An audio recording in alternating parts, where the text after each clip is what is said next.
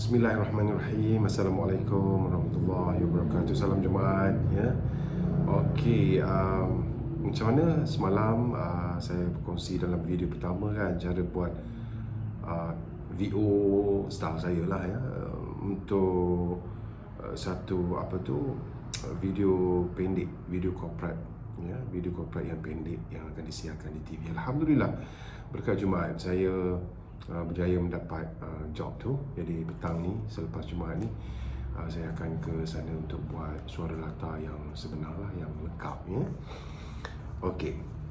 Dan seperti yang saya cakapkan semalam, kita janjikan yang episod pertama program baru saya yang akan disiarkan di TV Al Hijrah, insya-Allah Oktober ini, Kasih Kenyalang ya. Dah siap skrip ya. Skrip awal saya buat sendiri pasal saya director dan saya host. Sebab tu saya kata yang kalau kita turun padang, berkemungkinan kita akan dapat rasakan feel untuk kita salurkan dalam suara dengan lebih baiklah berbanding kalau kita tak turun padang ya.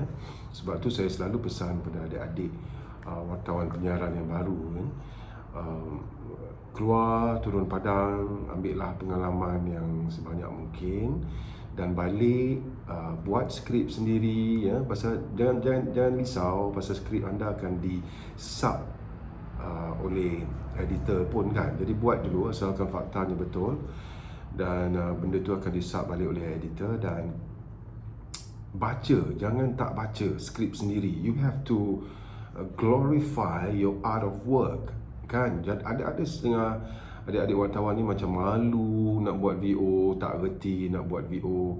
Jangan macam tu, try ya. Try your best dulu untuk buat VO skrip sendiri. Sayang kita punya kerja, hasil kerja tiba-tiba dibaca oleh orang lain. Sayanglah ya. Jadi push diri untuk buat sendiri VO, untuk cerita sendiri. InsyaAllah dari semasa ke semasa anda akan improve ya.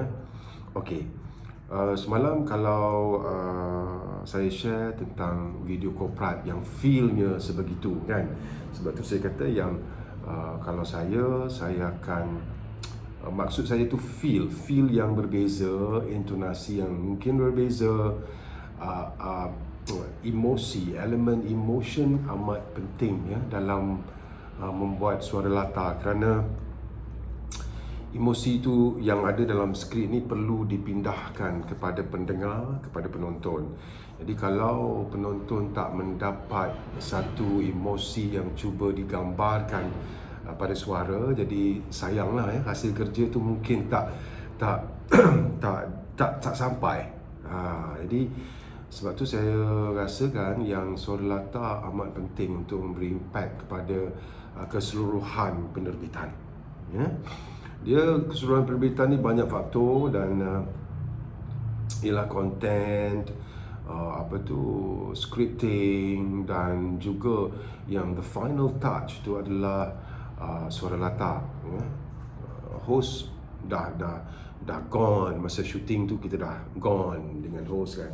Jadi kalau host tu juga yang buat suara latar, make sure suara latar dia menjadi satu final effort yang berkesan untuk membantu meningkatkan kualiti penerbitan secara keseluruhan, maksud saya lah ya. Okey, saya tak nak cakap panjang pasal skrip ni panjang tau ya. Skrip untuk satu episod setengah jam ya. Cumanya saya nak cuba baca depan anda supaya anda faham dan anda dapat grab. Saya tahu benda ni susah ya, memang payah, tetapi sekurang-kurangnya kalau saya baca dan anda ada video ini, especially saya tahu yang mengikuti video pertama semalam ramai daripada mungkin junior saya dalam industri. Alhamdulillah, kalau ada yang memanfaatkan anda, gunakanlah ya. InsyaAllah saya anggap tu ilmu yang diajar dan Allah rewardkan saya kemudian. Amin. Okey, gunakanlah ya kalau ada kebaikan ya. Dan dekat sini saya nak katakan ini adalah genre majalah ya, genre majalah. Majalah dengan dokumentari, apa beza? Okey, genre dokumentari dia tak ada host. Itu secara kasarnya ya. Majalah macam program majalah di TV kan ada host. Itu magazine, majalah TV, ya, TV magazine. Jadi kalau dokumentari betul-betul dia punya apa tu, dia punya keperluan ataupun effort yang lebih daripada suara latar, pasal dia tak ada host kan. Jadi dokumentari itu panjang, kadang-kadang dokumentari 1 jam. Jadi suara yang akan menentukan momentum, ya, momentum keseluruhan durasi, ya, duration dokumentari. Jadi suara sangat penting, suara latar. Jadi sebab tu saya katakan kalau saya membaca 1 jam durasi program untuk dokumentari, saya akan pastikan momentum dan graf suara latar saya akan turun naik supaya dia akan membentuk satu elemen dramatik, ya. Jadi saya tak suka untuk tetapkan intonasi saya di dalam satu range. Jadi kalau dalam satu range dia, bayangkan program 1 jam dan satu rangkap tu satu range berapa rangkap kan. Jadi satu intonasi yang sama dia boleh membuatkan mungkin akan membuatkan sedikit elemen kebosanan dari sudut mendengar suara yang berintonasi sama, ya. Jadi kat sini, okey, episod pertama jejak Kasih Kenyalang, ya. Kasih Kenyalang ni adalah satu program yang ditaja oleh Tabung Baitulmal Sarawak, ya, TBS. Dan biasalah program-program Baitulmal, program zakat, dia akan highlightkan apa yang mereka sudah lakukan untuk membantu golongan asnaf, ya. Cuma ada kelainan yang banyak di Sarawak. Okey, untuk episod pertama ni dia nak macam highlightkan satu portal. Portal tu maknanya portal ni namakan Jejak Asnaf. Jadi semua orang boleh akses tu Jejak Asnaf untuk memberi laporan dan aduan kepada sesiapa sahaja yang dia nampak macam orang susah yang perlu dibantu. Jadi ambil gambar, ambil sedikit maklumat dan masukkan ke dalam portal Jejak Asnaf dan terus send. Pihak TBS akan tengok dalam masa 3 hari diorang akan turun. Okey. Kita orang pergi ke Sarawak bulan 1 dulu. Bulan 1 sebelum COVID datang ke Malaysia lah. Sebelum datang secara menyerang secara mendadak di seluruh dunia. Jadi kami turun kat sana, kami nak tengok macam mana keberkesanan portal TBS ni, portal Jejak Asnaf ni. Jadi ini skripnya. Okey, skrip awal memang saya buat sendiri. Saya bahasa Malaysia okey, SPM 1. Cumanya untuk memperindahkan, saya jenis yang okey, dah lah saya host, saya direct, saya producer. Jadi skrip saya buat. Jadi macam tak best kalau semua saya buat, dan saya tahu di mana kekurangan saya. Jadi skrip awal saya buat, dan skrip awal yang dah siap tu saya minta kawan saya ni, seorang penulis yang saya rasa one of the best writers in Malaysia. Dia memperindahkan bahasa skrip saya. Jadi saya ni agak lama juga tak dapat skrip yang indah untuk dibaca, ya. Cabaran untuk membaca suara latar apabila mendapat skrip yang indah lagi tinggi, ya, lagi tinggi. Pasal bahasa ataupun ayat-ayat yang digunakan perlu diluahkan secara total emosinya supaya menampakkan keindahan ayat dan menggerakkan emosi. Supaya getaran emosi yang sama akan dirasa oleh penonton atau pendengar. Itu maksud saya lah, ya. Okey, skrip ni agak panjang, tapi saya akan berkongsi cara saya membaca untuk anda melihat apa yang saya katakan bahawa saya tak suka menggunakan satu intonasi untuk satu program. Dan saya akan pastikan yang dari saat pertama durasi program itu hingga ke 30 kalau slot 30 minit, durasi program biasanya 22 minit 22 minit 30 saat. Jadi saya akan pastikan suara saya masuk di minit-minit pertama ataupun saat-saat pertama, sehinggalah ke akhir tu intonasi dia akan berbeza sedikit sebanyak.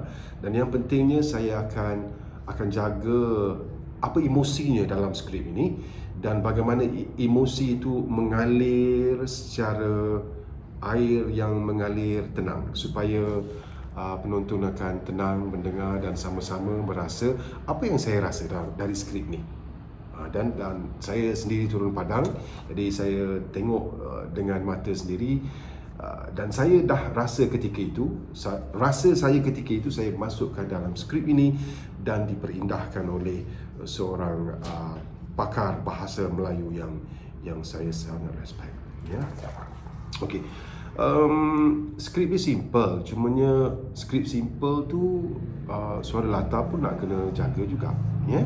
Okey, saya bacakan dengar ya. Okey.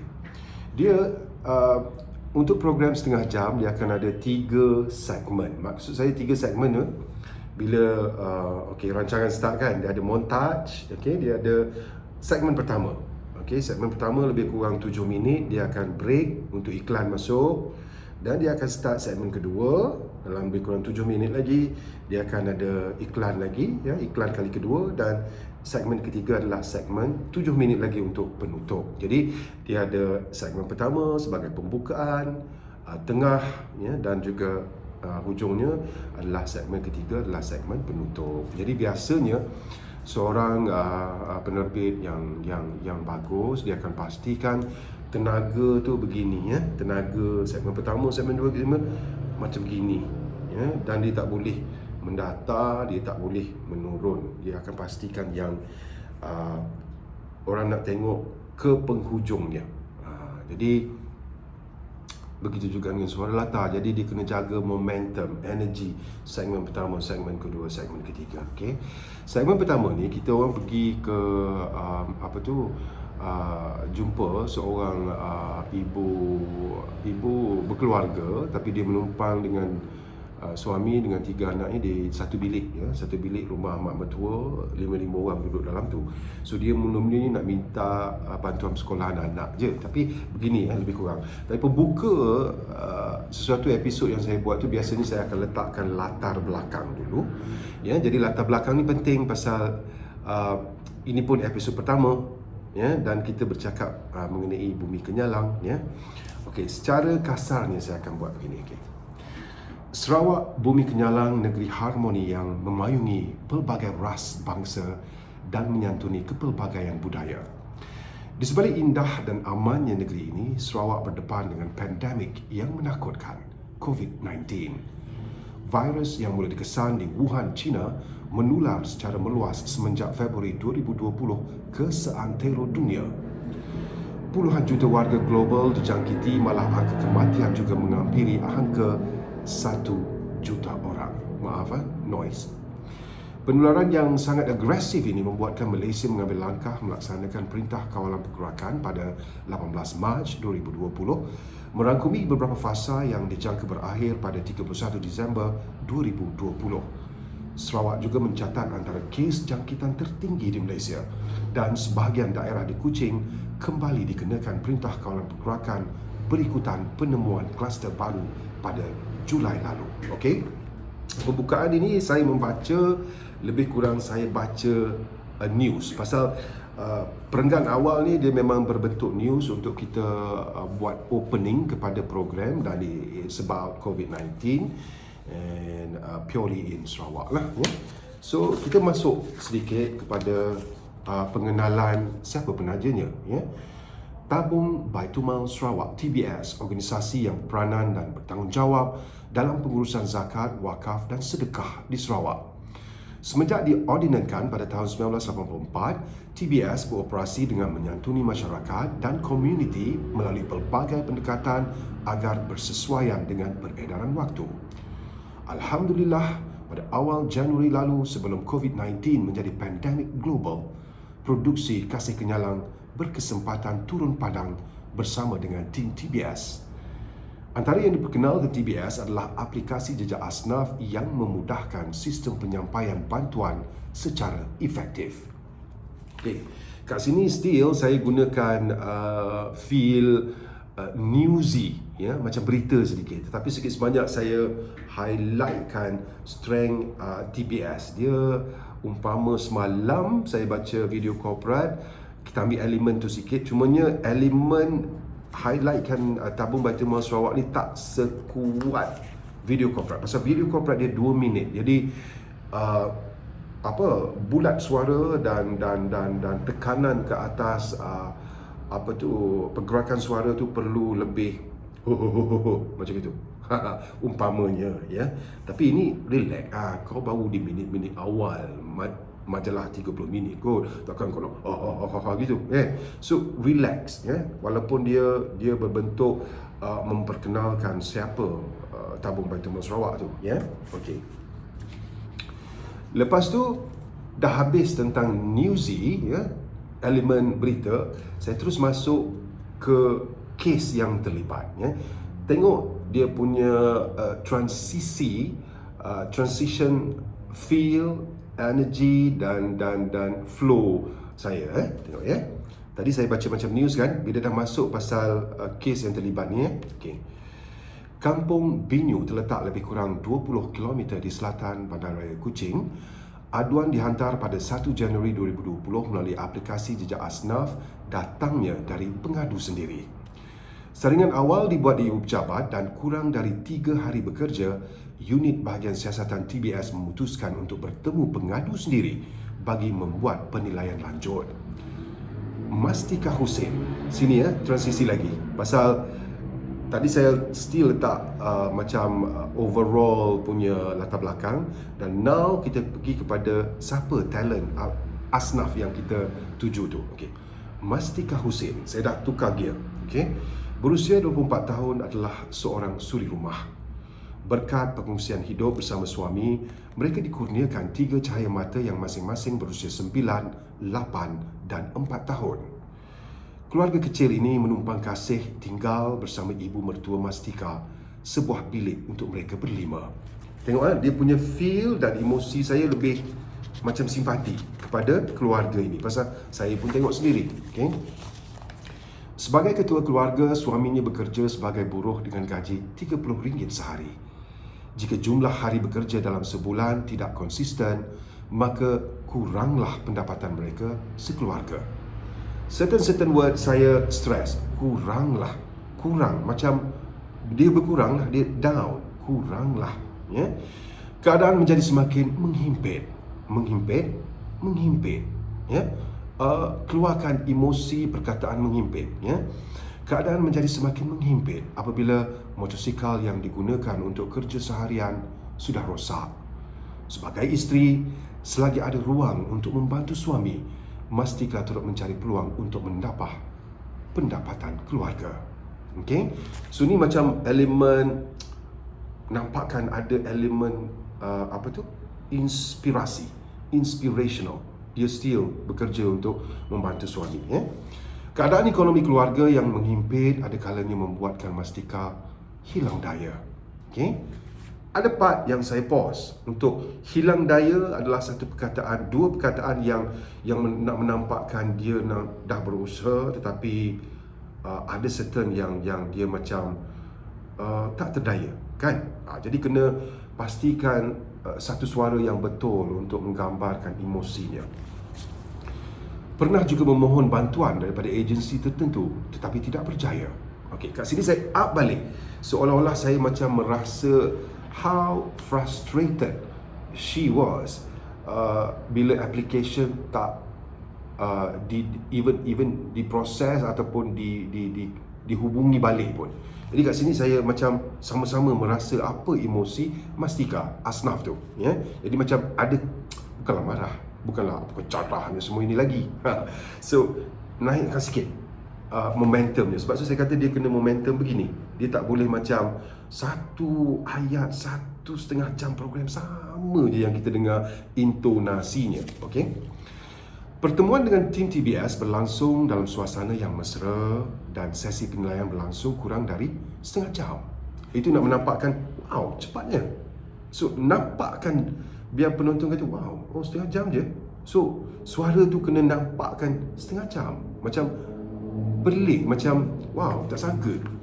Okay. Kali ini, Mastika sangat berharapkan bantuan untuk menyelesaikan yuran pendaftaran sekolah bagi 2 orang anaknya. Okay. Lebih kurang saya akan betulkan sikit sebanyak kalau dalam studio lah ya. Kat sini agak berat sikit bahasanya, cumanya saya nampak cantik ya. Sesungguhnya bila penilaian dibuat bukan sekadar dengan mata kasar, tapi melihat dengan mata hati, maka terjadilah jalinan perasaan untuk menjadi organisasi yang lebih prihatin ketika menyantuni kesukaran yang dihadapi oleh keluarga ini. Bukan hanya bantuan persekolahan anak yang diberikan, malah keperluan keluarga ini untuk menjana pendapatan sendiri turut mendapat perhatian TBS. Upkan balik suasana gembira. Maknanya bukan cuma bantuan sekolah, dia dapat bantuan perniagaan. Jadi gembira. Sebab tu bila gembira ni kena senyum sikit masa you buat voice over, ya, supaya suara yang akan keluar tu akan terdengar gembira, ya. Menjadi organisasi yang membantu dengan pendekatan penuh ihsan dan hampir sifar birokrasi adalah sangat luar biasa, ya. Luar biasa. Bila saya cakap luar biasa, benda tu luar biasa, ya. Borang yang perlu diisi sudah siap ditandatangani dan jika penilaian yang dilakukan memenuhi kriteria, kelulusan segera sudah tersedia. Okay, maknanya wow, impressed by TBS. Okay, Alhamdulillah. When you say Alhamdulillah, you say it from your heart. Jangan cakap sekadar baca Alhamdulillah. You know, Alhamdulillah. Then baru orang akan rasa Alhamdulillah tu. Ya, Alhamdulillah. Bantuan persekolahan anak dan bantuan niaga bagi keluarga ini akan terus dimasukkan ke akaun pemohon keesokan hari. Macam ada elemen terkejut dan sama-sama gembira apabila Asnaf ni dapat bantuan. Wow, datang hari ni, esok dapat. You know? Okay. Itu segmen pertama. Okay. Saya skip segmen kedua. Ya, pasal segmen kedua lebih kurang sama. Cumanya orang lain yang apply, tiba-tiba orang lain yang dapat. So ada elemen terkejut kat situ. Tak banyak different daripada segmen pertama. Saya terus ke segmen ketiga untuk jimat masa dah setengah jam ni ha. Bosan ni kan, habis dah. Okey, segmen ketiga ni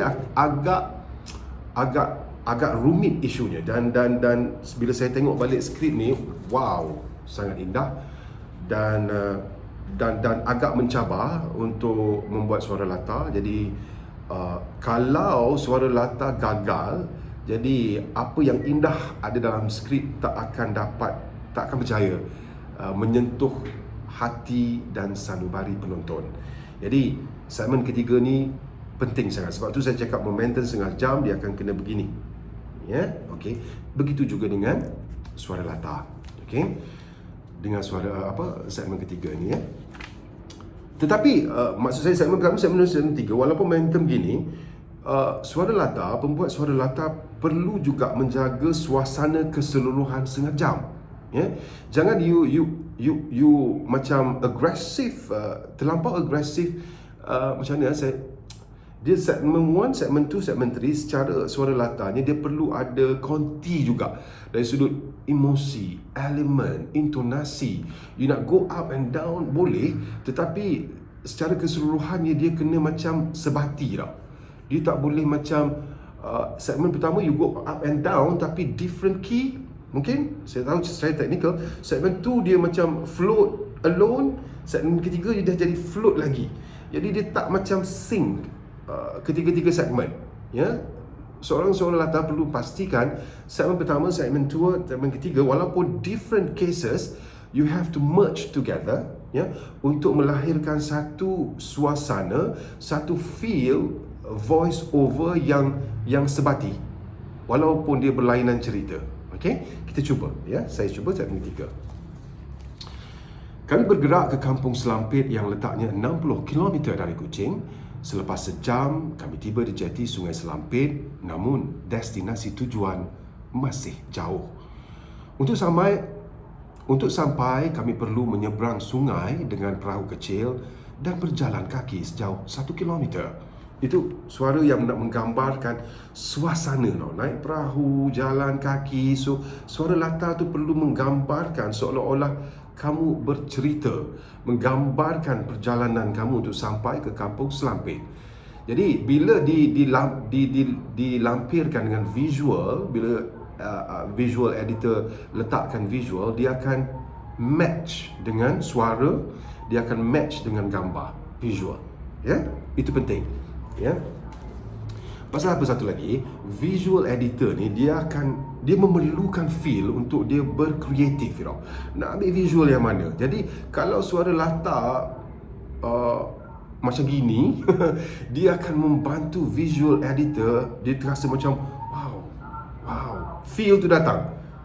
Pasal sebelum kita suara latar tu, pastikan yang feel daripada skrip, daripada turun padang kepada skrip sampai kepada suara latar. Okey, suara latar sebelum sampai feel dan energi yang betul kepada penonton, dia perlu melalui visual editor.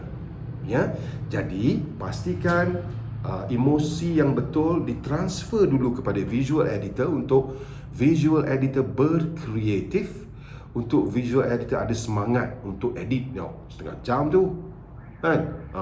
Jadi bila dia semangat dengan suara kita ni, dia pun cari visual yang best untuk pastikan yang feel yang padang tu akan sampai kepada penonton.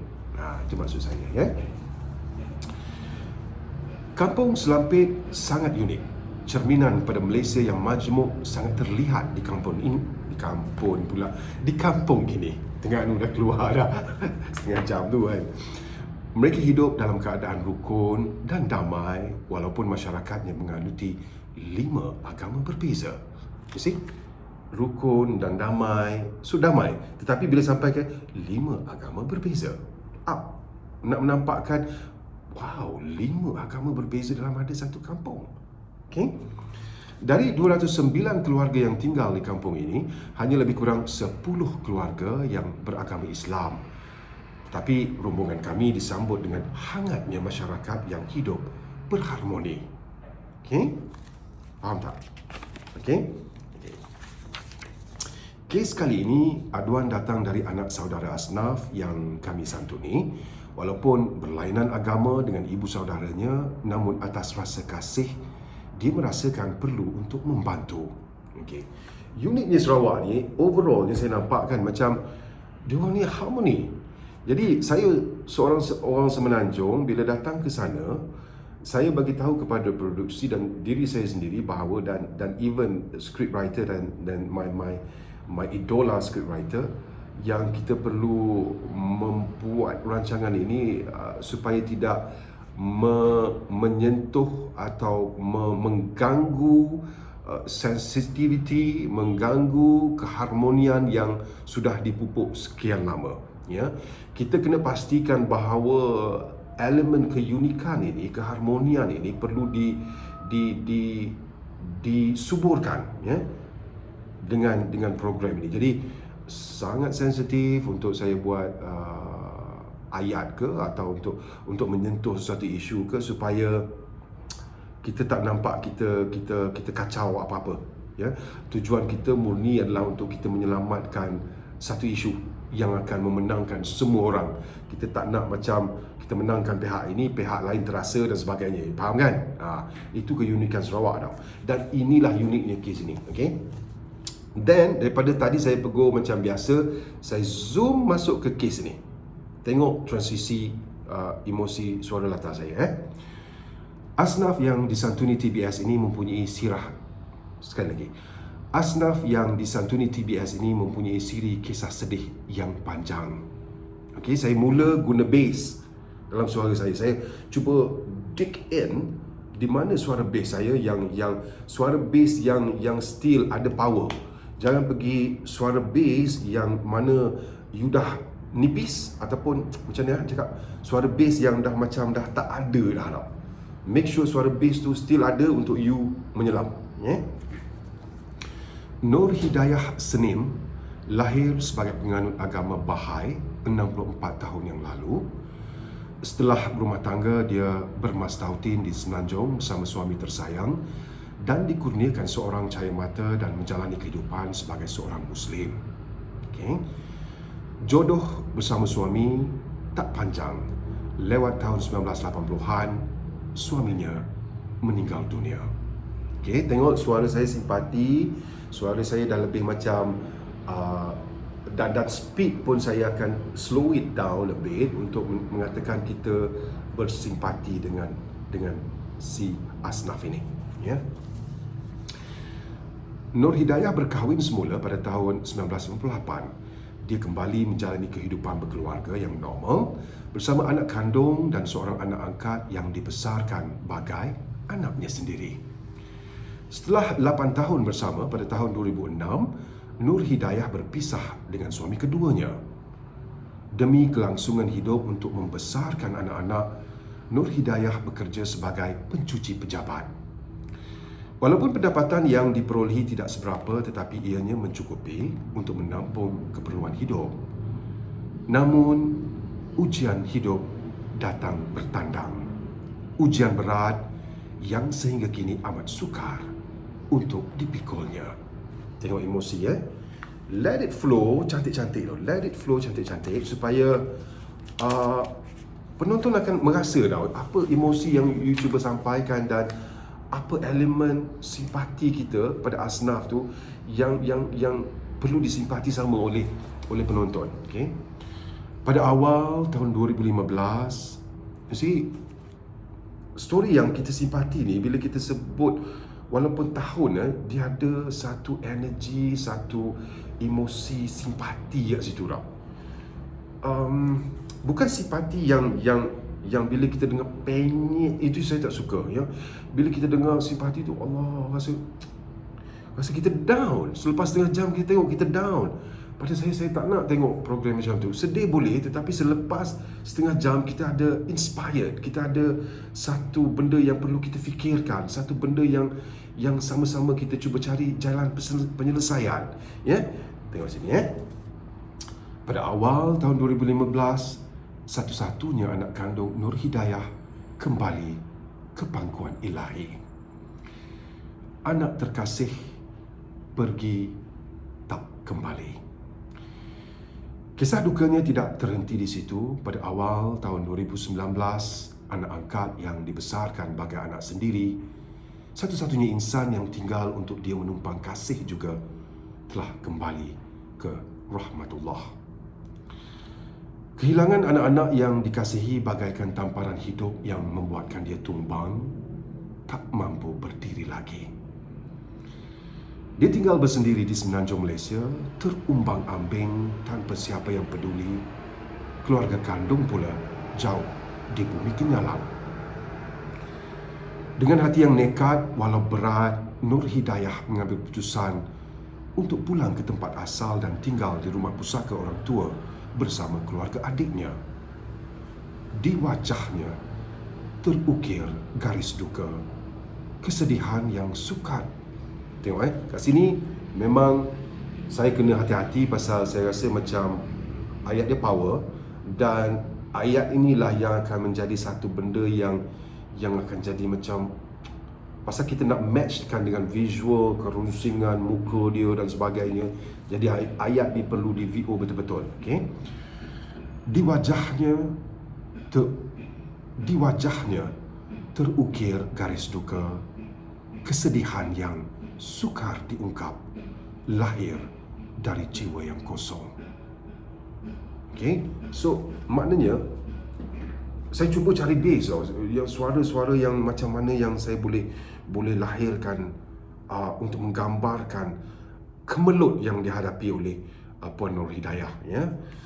Tapi kat sini, okey, transisi nak pergi ke benda yang sedih tadi, kita nak transisi pergi ke satu benda yang biasalah. Kehadiran rombongan kami sebenarnya memberi kejutan buat mereka sekeluarga. Itu emosi dah berbeza, Tapi kat sini ini rangkap yang paling penting, sampaikan my idola scriptwriter tulis kat sini. Because dia dah tahu cara saya baca skrip dia macam mana. Jadi dia dah tulis sini. Facing baca ni, ya Abang? Facing masa baca ni, ya Abang? So dia sebagai seorang penulis skrip, dia dah tahu macam mana perasaan yang perlu ada dalam rangkap tu, dan dia tahu style saya membaca VO, dan dia sendiri pun VO dia bagus. Jadi kita match, kita tahu apa yang kita nak luahkan kepada penonton.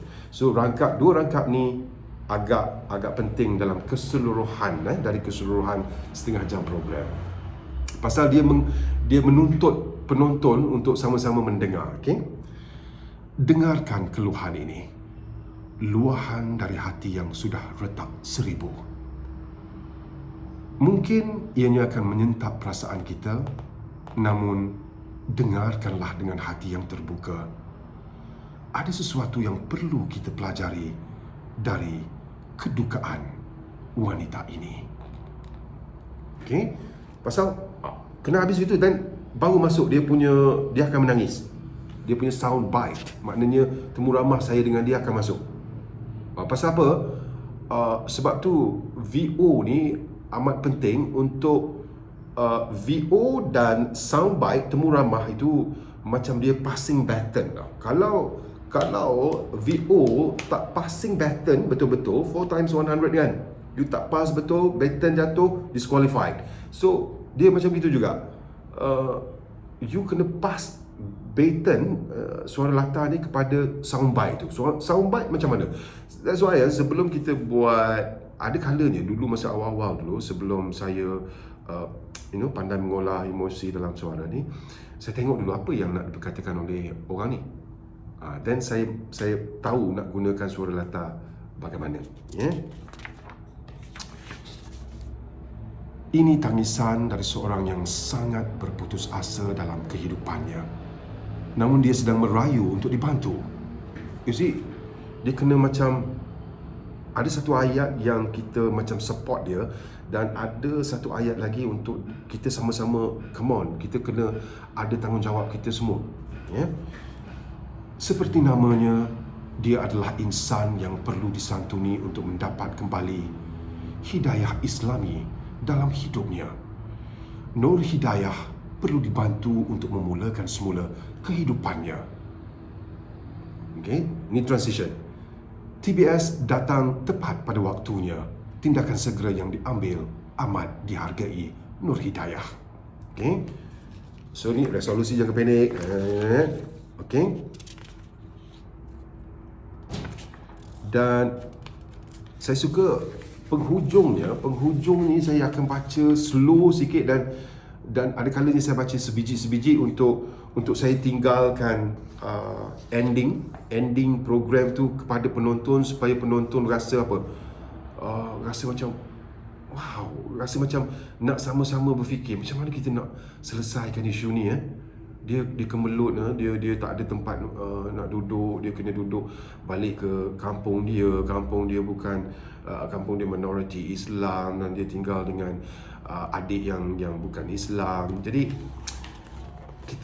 saya selalu tinggalkan macam bentuk satu question back to the audience to have some suggestions, some advice, some ideas to come out untuk cari resolusi kepada asnaf ini.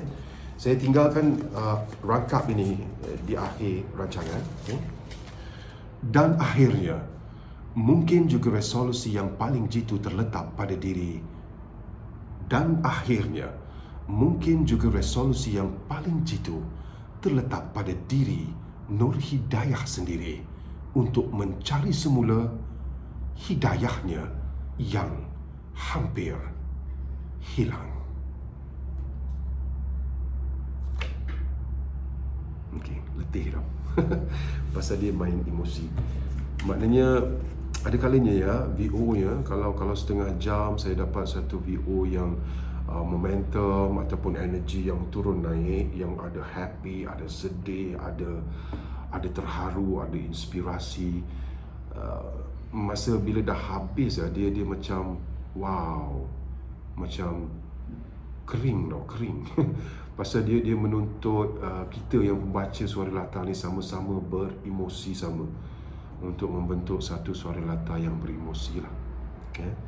Jadi, panjang dah ni 40 minit ni. Saya tahu kan, benda ni kalau orang biasa tengok mungkin tak faham kot, tapi cubalah ambil apa yang anda boleh faham untuk mana tahu kalau nak dia apply kat mana-mana, nak kenduri kahwin ke, orang suruh jadi MC, tapi MC saya tak tahulah kan. Mana-mana yang kat pejabat ke, you all kena jadi MC sambilan yang nak baca satu petikan yang you nak highlightkan kisah sedih ke, kisah duka ke, kisah inspirasi ke. So sikit sebanyak ambil lah elemen yang saya ajar tadi ya. Dan saya rasa itu kelainannya ya. Kalau macam semalam saya membaca video corporate, dia lain feel dan intonasinya.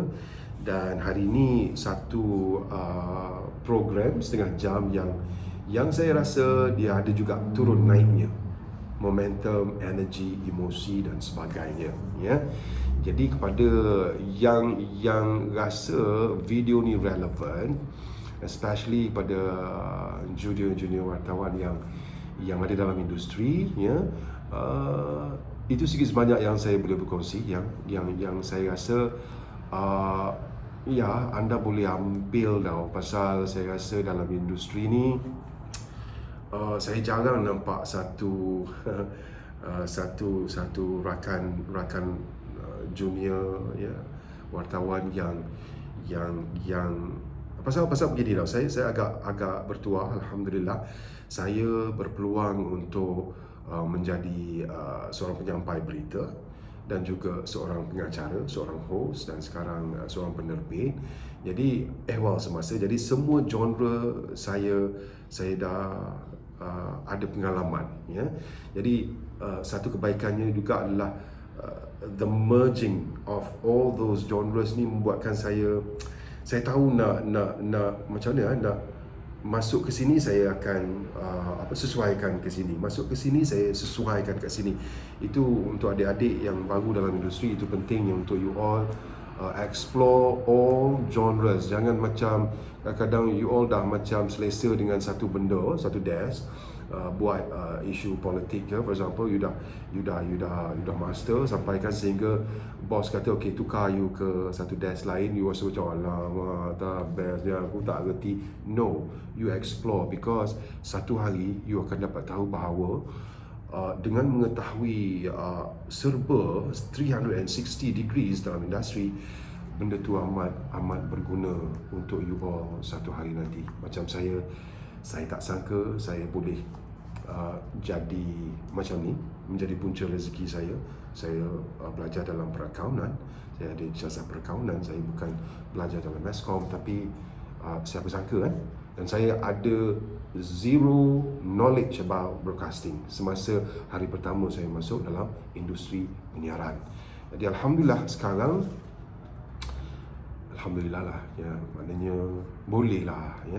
Dan saya suka share experience ini pasal saya rasa di Malaysia ini kurang ada talent yang saya tak tahu nak cakap macam mana. Yang kalau you all tengok program-program dari luar ya, especially dari US ya, documentary magazine, sama ada dari sudut keseluruhan magazine ataupun dari sudut VO-nya, berita kita sentuh esok. InsyaAllah malam esok saya baca berita, jadi kita share pasal berita besok.